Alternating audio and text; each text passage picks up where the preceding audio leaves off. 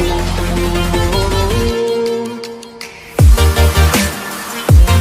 Guys, PR memorial में आपका सभी का स्वागत है सभी बच्चों का। आई होप आप लोग सभी कोई अच्छे होंगे। और जैसा कि देखा जाए कि वीडियो डेली आपके स्टडी से रिलेटेड जो भी मटेरियल है यूट्यूब में वीडियोस में ऐड किया जा रहा है टाइम टू टाइम। तो आई होप मैं ये चाहती हूँ कि आप लोग सभी कोई अच्छे से पढ़ाई कर रहे होंगे और पढ़ाई करते रहिए। अच्छा लगता है जब आप लोग लाइक करते हैं, कमेंट करते हैं, तो हमें भी मोटिवेशन मिलता है जिससे कि हम और अच्छा करना चाहते हैं और अच्छे से पढ़ाई आप लोगों को पढ़ाना चाहते हैं। तो ये भी होता है कि जब बच्चे अच्छे से पढ़ते हैं तो टीचर को भी अच्छा लगता है, तो टीचर भी और अच्छे से अच्छा पढ़ाना चाहता है कि नहीं बच्चों। तो इस वजह से चाहती हूँ अच्छा ही हो और आप लोग अच्छे से मार्क्स लाएं, अच्छे से पढ़ाई करें। चलिए आज के टॉपिक में आपका कल का जो टॉपिक था ट्रांसफार्मर ही पढ़ाया जा रहा है। ट्रांसफार्मर में आपका कंस्ट्रक्शन बता दिया गया था कि कंस्ट्रक्शन में ये चीज बताई गई थी कि किस तरह से होता है, इसका ट्रांसफार्मर कैसे बनता है। मैं इसके पार्ट जो बताने थे पार्ट आज बता देते हैं। आज का जो है आपका ट्रांसफार्मर, कंस्ट्रक्शन ऑफ ट्रांसफार्मर है। तो इसकी बनावट में क्या क्या चीजें होती हैं, ट्रांसफार्मर बनता किस चीज से है, इनके कौन कौन से पार्ट हैं आज जानते हैं। चलिए आज जानते हैं। तो आता है आपका फर्स्ट नंबर प्राइमरी वाइंडिंग। आपको कल चित्र में बताया गया था बट आज पूरी तरह से जान लीजिए इसके जो पार्ट होते हैं। पार्ट कौन कौन से होते हैं, कुछ पार्टों के बारे में जो भी चीजें हैं वो बता दी जा रही है आपको। प्राइमरी वाइंडिंग, प्राइमरी वाइंडिंग क्या है? ये आपकी प्राथमिक वाइंडिंग होती है।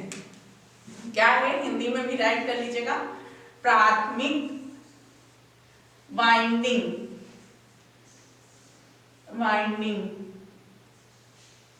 प्राथमिक वाइंडिंग, प्राथमिक वाइंडिंग होती क्या है? कल भी कुछ चीजें बताई थी, फिर से रिवीजन करा दे रही हूं। जिस वाइंडिंग में एसी सप्लाई दी जाती है, जिस वाइंडिंग में एसी सप्लाई दी जाती है वह प्राथमिक वाइंडिंग कहलाती है। वह हमारी क्या वाइंडिंग कहलाती है? देखिए एक किस तरह से बना था, ये आपका हो गया इस तरह से, ये आपका इस तरह से, ठीक है। अब जो आपकी वाइंडिंग बनी हुई थी तो रोटेशन करके बनी हुई थी इस तरह से। ध्यान दीजिएगा कि ये एक आपका ट्रांसफार्मर हो गया, इसमें इस तरह से अब इस जगह वाइंडिंग बनी है, ठीक है। ये इस तरह से, इस तरह से एक तरफ लोड दे दिया गया, एक तरफ ये इस तरह से।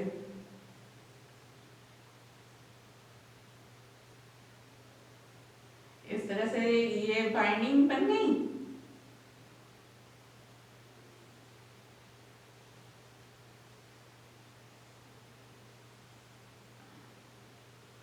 ध्यान दीजिएगा, ये हो गया और ये हो गया। इस तरफ आपका ये एसी सप्लाई हो गई। ये क्या है? एसी सप्लाई, एसी सप्लाई, ठीक है। ये है एसी सप्लाई हो गई। और यहाँ पे जो लगाया गया इस वाइंडिंग में, इस वाइंडिंग में लोड लगा दिया गया। क्या लगाया गया? ये लोड लगा दिया गया, ठीक। ये लोड हो गया, ये प्राइमरी वाइंडिंग हो गई, ये आपकी प्राइमरी वाइंडिंग हो गई। प्राइमरी वाइंडिंग शॉर्ट में लिखे दे रही हूँ, आप लोग ध्यान दीजिएगा।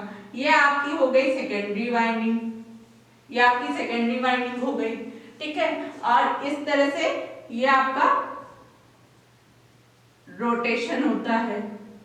ये ऐसे, ये इस तरह से, मतलब कि जो परस्पर बनती है चुंबक मतलब कि मैग्नेटिक फील्ड जनरेट होती है, वो चीज हो गई। ठीक है, ये आपकी इस तरह से वाइंडिंग एक एग्जाम्पल के रूप में मैं बता रही हूँ आपको, प्राथमिक मतलब की वाइंडिंग कहलाती है। ये जो सी तार द्वारा ये मतलब की बनाई जाती है, मतलब की द्वारा की जाती है। इसमें जो टर्नों की संख्या होती, आवश्यक फ्लक्स आवश्यक जो फ्लक्स होता है वो घनत्व उत्पन्न करने की क्षमता के अनुसार दी जाती है। ये जो फ्लक्स है, फ्लक्स जो होता है घनत्व उत्पन्न करने की क्षमता के अनुसार दी जाती है। ठीक है, और उसके अलावा ये जो क्षमता किस हिसाब से होती है, ये जो बॉबिन होती है, बॉबिन के ऊपर कुंडली कॉइल बनाकर, ये बॉबिन के ऊपर कुंडली कॉइल बनाकर टर्न देकर तैयार की जाती है, टर्न देकर तैयार की जाती है। फिर आते हैं सेकेंडरी वाइंडिंग। सेकेंडरी वाइंडिंग को क्या कहते हैं? द्वितीयक वाइंडिंग। द्वितीयक वाइंडिंग, ये द्वितीयक वाइंडिंग हो गई। द्वितीयक वाइंडिंग में क्या होता है वो देखिए, सेकेंडरी वाइंडिंग लिखा है ना आपका, सेकेंडरी वाइंडिंग। सेकेंडरी वाइंडिंग में क्या होता है, इस वाइंडिंग से भार के लिए शक्ति ली जाती है। ये लोड आपका लगा हुआ है ना, तो ये आपका भार के लिए शक्ति ली जाती है, वह द्वितीयक वाइंडिंग कहलाती है। इसकी जो तार होती है, तार का गेज या साइज जो गुजरने वाली धारा पर निर्भर होता है, गुजरने वाली धारा पर निर्भर होता है, निर्भर होता है। इसकी जो किसी वोल्टेज की आवश्यकता, जो किसी वोल्टेज की आवश्यकता, उसी अनुसार इस वाइंडिंग के टर्नों का निर्धारण किया जाता है। इस वाइंडिंग के टर्नों का निर्धारण किया जाता है। ये जो टर्न लगाए जाते हैं उसी अनुसार लगाए जाते हैं। अब आते हैं लेमिनेटेड कोर। क्या कहते हैं इसको? Laminated core. हिंदी में भी लेमिनेटेड कोर ही लिखेंगे, laminated core, laminated core. Laminated core क्या है? लेमिनेटेड कोर यह एक सिलिकॉन स्टील की बनी होती है। ये जो लेमिनेटेड कोर होती है वो सिलिकॉन स्टील की बनी होती है। प्रत्येक पटलित कोर ये पट्टलित है, ये आपका पट्टलित है। कल भी मैंने चित्र बनाया था, उसमें आपको समझाया था, आप लोग देख सकते हैं। तो उस संसार मतलब कि ये पट्टलित कोर आपस में इंसुलेट रहती है। प्रत्येक जो पट्टलित कोर होते हैं वो इनसे जो पट्टलित कोर होते हैं वो सब एक दूसरे से इंसुलेटेड रहती हैं। कोर चुंबकीय जो कोर होती हैं वो चुंबकीय फ्लक्स को कम रिलेक्टेंस का रास्ता प्रदान करती हैं, जो रिलेक्टेंस का कम रास्ता प्रदान करती हैं। उस हिसाब से देखा जाए तो कोर के ऊपर प्राथमिक और द्वितीयक वाइंडिंग की जाती है। किसके ऊपर की जाती है? कोर चुंबकीय फ्लक्स मतलब कि कोर के ऊपर, ये जो कोर है कोर के ऊपर की जाती है, ये वाइंडिंग की जाती है। प्राइमरी और सेकेंडरी दोनों वाइंडिंग की जाती हैं। सिलिकॉन स्टील का प्रयोग अच्छी परमिबिलिटी प्रदान करने के लिए होता है। क्यों? क्योंकि इसकी जो हिस्टेरेसिस लॉसेस हैं, हानियां हैं, हानियों को कम करता है। किसको कम करता है? हिस्टेरेसिस हानियों को कम करता है, लॉसेस को कम करता है। इसकी जो 25 से हर्ट्ज 25 हर्ट्ज से 25 हर्ट्ज राइट करिएगा, 25 हर्ट्ज आवृत्ति हेतु 25 हर्ट्ज फ्रीक्वेंसी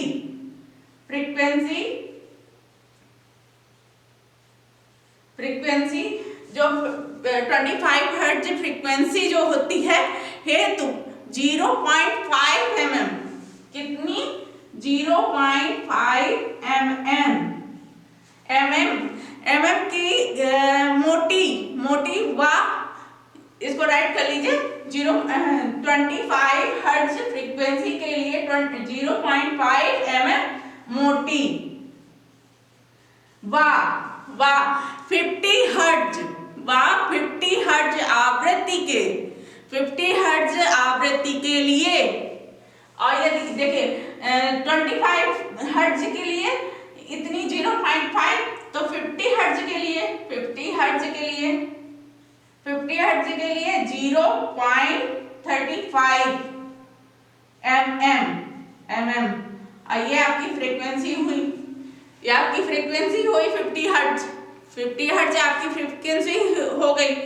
फ्रीक्वेंसी क्या है? आवृत्ति, आवृत्ति आपकी है। उसके अलावा 0.35 mm मोटी कोर काम में लेते हैं। ये इतनी मोटाई की कोर लेते हैं, उसी हिसाब से मोटाई की कोर लेते हैं। ओके, कोर लेते हैं। फिर उसके बाद इन कोरों को इस प्रकार जोड़ा जाता है, इन कोरों को इस प्रकार जोड़ा जाता है, किस प्रकार जोड़ा जाता है कि इस प्रकार जोड़ा जाता है कि जैसे कि देखा जाए तो किस तरह से इनके बीच जो गैप होता है, इनके बीच जो एयर गैप होता है उसको कम रहे, इस वजह से ये एयर गैप मतलब कि इनके बीच एयर गैप मतलब कि हवा का अंतराल, वायु का अंतराल कम रहे, इसलिए इस तरह से रखा जाता है। इसकी मोटाई ली जाती है, उसी हिसाब से गैप रखा जाता है। अब आते हैं कंटेनर और टैंक। क्या है नेक्स्ट आपका? नेक्स्ट है कंटेनर और टैंक। ये किस काम आता है? टैंक ट्रांसफार्मर को ठंडा रखने में सहायता करता है। किस काम आता है? कंटेनर जो होता है टैंक को ठंडा रखने, शीतलन के लिए ठंडा रखने के काम आता है, काम करता है।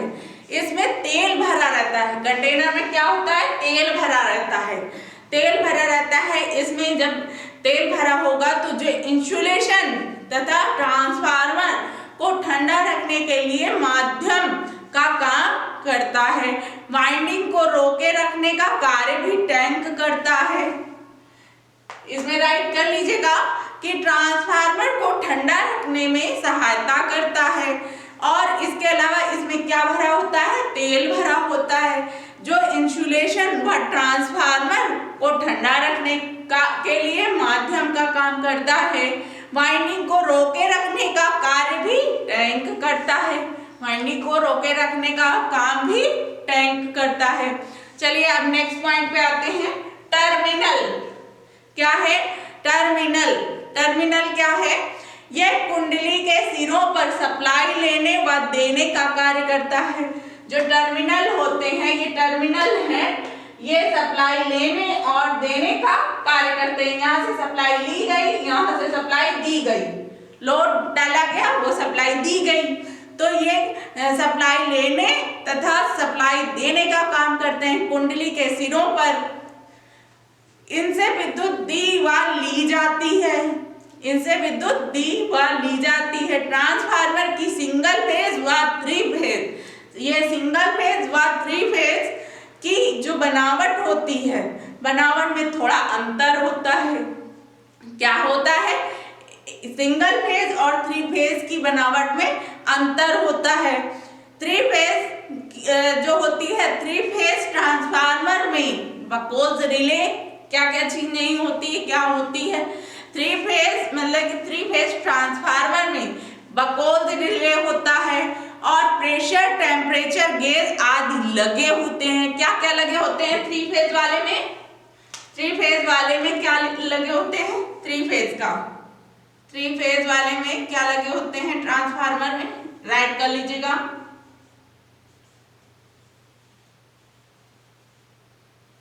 ट्रांसफार्मर में क्या क्या लगे होते हैं? बकोल्स रिले, बकोल्स रिले, बकोल्स रिले हो गया। और नेक्स्ट आपका क्या होता है? बकोल्स रिले हो गया। फिर उसके बाद pressure, temperature, pressure, temperature, temperature temperature gauge आदि लगे होते हैं। क्या? Temperature gauge etcetera ETC etcetera को इत्यादि, ये आपके लगे होते हैं, इसलिए ये 3 फेज के हो जाते हैं और सिंगल फेज के अलग होते हैं। आइए चलिए, अब क्या ये आपने आई होप लिख लिया होगा, सभी ने अच्छे से पढ़ लिया है। अब मैं इसको रब कर दे रही हूँ और दूसरी चीजें आपको नोट कराते हैं। आपने कंस्ट्रक्शन जान लिया कि क्या किस तरह से बनावट होती है, क्या क्या पार्ट होते हैं ट्रांसफार्मर में।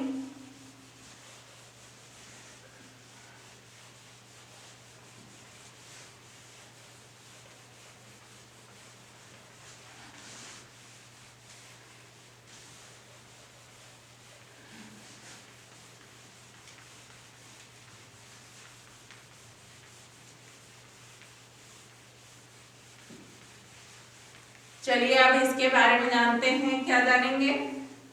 अब ये जानिए कि ट्रांसफार्मर होते कितने प्रकार के हैं। क्या चीज? ट्रांसफार्मर होते कितने प्रकार के हैं। ट्रांसफार्मर का वर्गीकरण जानते हैं। ठीक है, चलिए बताती हूँ ट्रांसफार्मर का वर्गीकरण।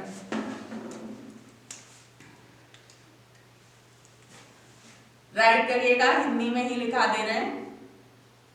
ट्रांसफार्मर का वर्गीकरण।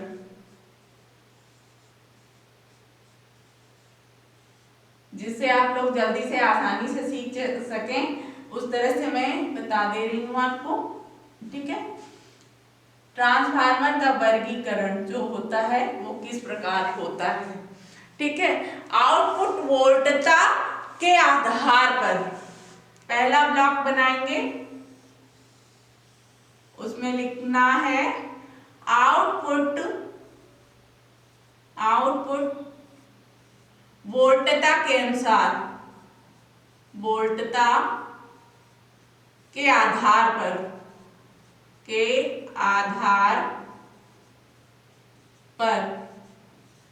आधार मतलब कि आउटपुट वोल्टता के आधार पर कौन कौन से ट्रांसफार्मर होंगे ये जान लीजिए। नंबर आपका नंबर 1 आपका होगा, नंबर 1 आपका होगा step up transformer. Step up transformer,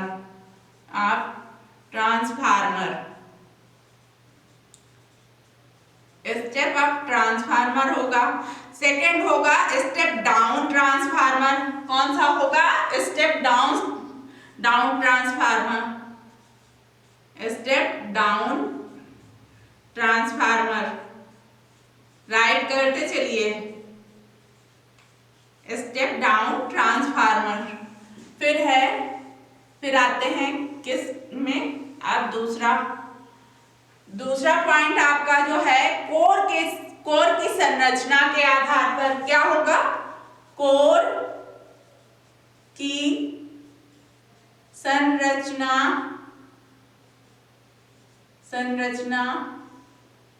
के आधार पर कोर की संरचना के आधार पर कितने कौन कौन से होंगे जान लीजिए। कोर की संरचना के आधार पर कौन कौन से हो सकते हैं? 1 2 3 4।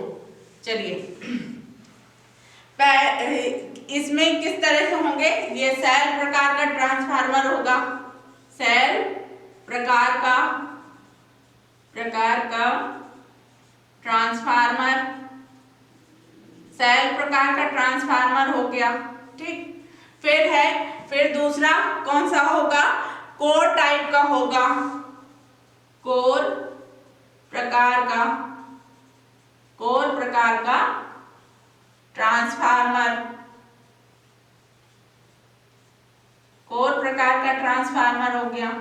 फिर है सेल टाइप का हो गया। कोर टाइप का हो गया, फिर बैरी टाइप का, बैरी प्रकार का ट्रांसफार्मर, बैरी प्रकार का ट्रांसफार्मर, बैरी प्रकार का ट्रांसफार्मर हो गया ये आपका। फिर आता है लास्ट में कौन सा, स्पाइरल प्रकार का, कौन सा, स्पाइरल, स्पाइरल प्रकार का ट्रांसफार्मर, ट्रांसफार्मर, स्पाइरल प्रकार का। इतने ये ट्रांसफार्मर हो गए कोर प्रकार के। फिर आता है फेजों की संख्या के आधार पर, किसके आधार पर, फेजों की संख्या के आधार पर, फेजों की संख्या के आधार पर, की संख्या के आधार पर, फेजों की संख्या के आधार पर कौन कौन से आते हैं जान लीजिए। फेजों की संख्या के आधार पर जो होते हैं वो आपका होता है सिंगल फेज, थ्री फेज। कौन सा होता है, एक हो गया सिंगल फेज, हिंदी में ही लिख देते हैं सिंगल फेज। अब हिंदी में राइट कर रही हूँ तो हिंदी में ही आप लोगों को सब चीजें बता दूं। सिंगल फेज ट्रांसफार्मर हो गया, सिंगल फेज ट्रांसफार्मर हो गया आपका। फिर है थ्री फेज, फिर आता है आपका three phase, three phase. Three phase को थ्री फेज ऐसे भी लिख सकते हैं, ऐसे भी लिख सकते हैं, या इस तरह से भी लिख सकते हैं, ट्रांसफार्मर। ये आपका हो गया। अब आते हैं नेक्स्ट, नेक्स्ट आपका देखिए हो गया आउटपुट वोल्टेज के आधार पर, कोर की संरचना के आधार पर, फिर है फेजों की संख्या के आधार पर, फिर है शीतलन प्रणाली के आधार पर। कौन सा है, फिर है शीतलन प्रणाली के आधार पर, शीतलन प्रणाली के आधार पर,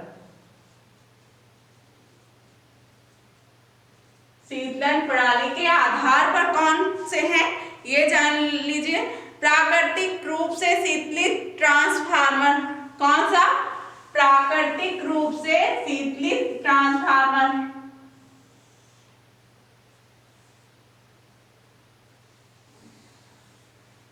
पहला हो गया प्राकृतिक रूप से, प्राकृतिक रूप से शीतलित ट्रांसफार्मर, शीतलित ट्रांसफार्मर।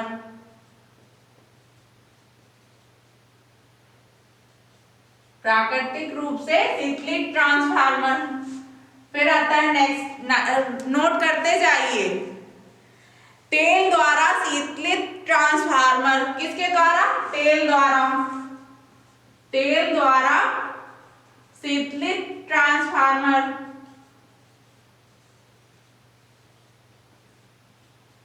तेल द्वारा शीतलित ट्रांसफार्मर हो गया।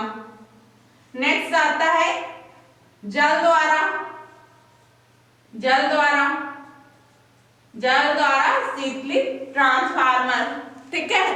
फिर नेक्स्ट आता है वायु द्वारा शीतलित, फिर आता है आपका वायु द्वारा शीतलित, वायु द्वारा शीतलित ट्रांसफार्मर, ये आपके हैं। फिर एक और आता है, इसको नोट कर लीजिए। इसको नोट करने के बाद में एक और आपको बता दे रहे हैं, यहां से मैं रफ कर दे रही हूं। नेक्स्ट आपका है, नेक्स्ट आपका लिखिएगा आउटपुट क्षमता के आधार पर। नेक्स्ट लिखिएगा आउटपुट क्षमता के आधार पर, आउटपुट, आउटपुट क्षमता के आधार पर, के आधार किसके भाग, आउटपुट क्षमता के आधार पर कौन कौन से होंगे, ऑटो ट्रांसफार्मर कौन सा होगा, इंग्लिश में लिखने लगते हैं, हिंदी में लिखना है भूल जाते हैं। चलिए आप लोगों को आज हिंदी में ही बताते हैं। ऑटो ट्रांसफार्मर, ट्रांसफार्मर सारा मैंने अभी इस टाइम पे हिंदी में ही राइट किया है, हिंदी में ही नोट कर लीजिए। फिर आता है ऑटो ट्रांसफार्मर के बाद में आपका इंस्ट्रूमेंट, कौन सा आता है, इंस्ट्रूमेंट ट्रांसफार्मर, इंस्ट्रूमेंट ट्रांसफार्मर।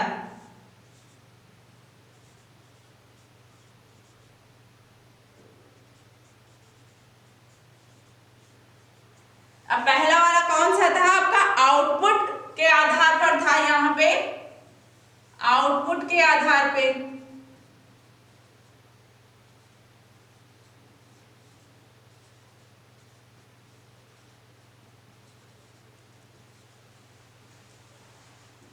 ये देखिए ये फर्स्ट था, फिर सेकेंड किसके उसमें, ये थर्ड हो गया, ये फोर्थ हो गया, ये आपका फिफ्थ हो गया। जो आउटपुट के आधार पे थे तो वो कौन से थे, step up step down, step up step down. यहां पे आपका राइट करे दे रहे हैं स्टेप अप स्टेप डाउन, जिससे कि आप भूल ना सकें, ठीक है। Step up transformer, step up transformer हो गया, स्टेप डाउन हो गया, step down, step down transformer. तो आपने आज जाना कि कौन कौन से किस प्रकार के ट्रांसफार्मर हो जाएंगे आपके। एक आउटपुट के आधार पर ट्रांसफार्मर होंगे जिसका होगा स्टेप अप स्टेप डाउन, और सेकेंड कोर की संरचना के आधार पर होंगे जो होगा फर्स्ट आपका सेल प्रकार का ट्रांसफार्मर, कोर प्रकार का, Berry type transformer, spiral transformer, spiral प्रकार का। फेजों के आधार पर क्या होगा, फेजों की संख्या के आधार पर होगा सिंगल फेज और थ्री फेज ट्रांसफार्मर। और फोर्थ कौन सा होगा आपका, शीतलन प्रणाली के आधार पर, शीतलन प्रणाली के आधार पर जो होगा वो कौन कौन से होंगे, प्राकृतिक रूप से शीतलित ट्रांसफार्मर, जो प्राकृतिक रूप से शीतल होते मतलब ठंडे होते हैं वो आपके होंगे। फिर तेल द्वारा शीतलित ट्रांसफार्मर होंगे, फिर जल द्वारा होंगे, फिर वायु द्वारा शीतलित ट्रांसफार्मर होंगे, ठीक है। और फिर पांचवा आपका है, जो पांचवा है लास्ट, वहां पे जगह नहीं थी, यहाँ पे मैंने राइट कर दिया है, आप लोग देख सकते हैं। तो आउटपुट क्षमता के आधार पर जो ट्रांसफार्मर होंगे आपके, पहला होगा ऑटो ट्रांसफार्मर, फिर दूसरा होगा इंस्ट्रूमेंट ट्रांसफार्मर, इंस्ट्रूमेंट ट्रांसफार्मर। ये आपने जाना कि कितने प्रकार के होते हैं, किन आधार पर होते हैं ये ट्रांसफार्मर। आज आपने जाना कि कितने मतलब कि टाइप्स ऑफ ट्रांसफार्मर कितने प्रकार के होते हैं, इनका वर्गीकरण कैसे किया गया है ये आपने जाना। इनके बारे में जानने के लिए, पूरी तरह से जानने के लिए नेक्स्ट वीडियो में मिलते हैं, नेक्स्ट वीडियो में आपको कंप्लीट कराते हैं, ठीक है। आज के लिए थैंक यू सभी से।